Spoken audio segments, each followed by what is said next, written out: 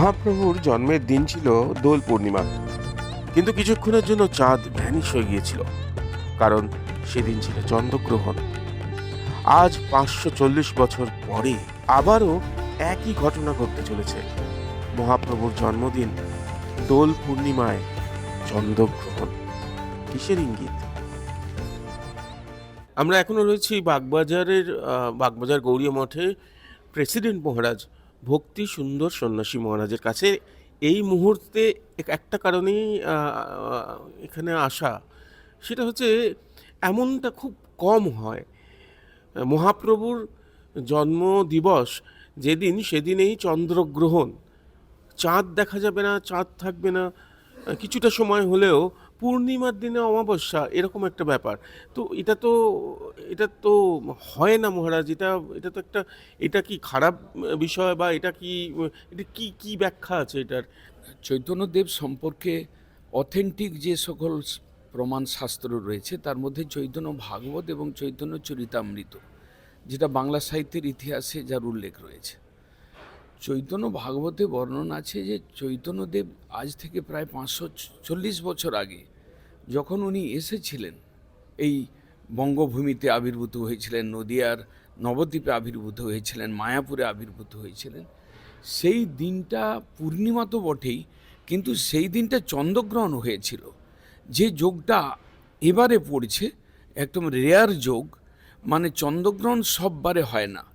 গৌর পূর্ণিমা হয় এবং চৈতন্য জন্মোৎসব হয়, কিন্তু এবারে মানে চন্দ্রগ্রহণটা পড়েছে এবং মহাপ্রভু চন্দ্রগ্রহণের মধ্যে আবির্ভূত হয়েছিলেন। তার একটা সিগনিফিকেন্স রয়েছে।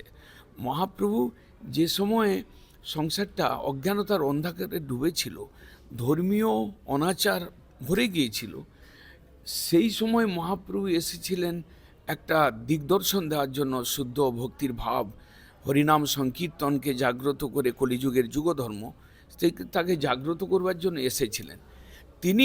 এই জন্য সিগনিফিকেন্টলি এইটা উনি ওই জন্ম নিলেন গৌর পূর্ণিমা, মানে যেটা মানে ফাল্গুন পূর্ণিমা তিথি, আর সেই দিন সন্ধ্যাবেলা চন্দ্রগ্রহণ।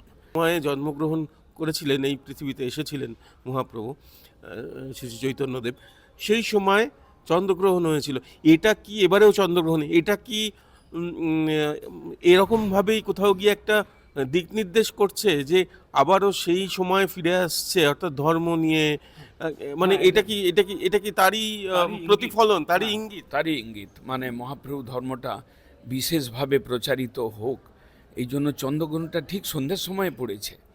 6:48 পর্যন্ত গ্রহণ, আর চৈতন্যদেব সন্ধ্যার সময় আবির্ভূত হয়েছিলেন, আর ওনাকেই বলা হয় গৌরচন্দ্র।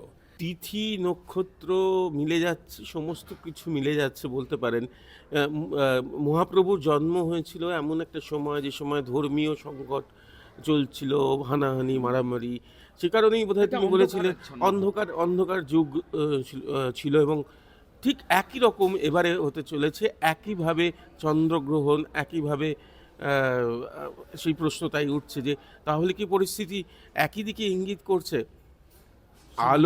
আলো কে দেবেন, কে বলবেন যে মেরেছ কলসির কানা, তা বলে কি প্রেম দেব না? এবারে এই কারণেই শ্রী চৈতন্য প্রভুর আবির্ভাব দিবস খুব গুরুত্বপূর্ণ হয়ে উঠছে। রিক্তমের সঙ্গে প্রীতম দে, এই সময়ের লাইভ।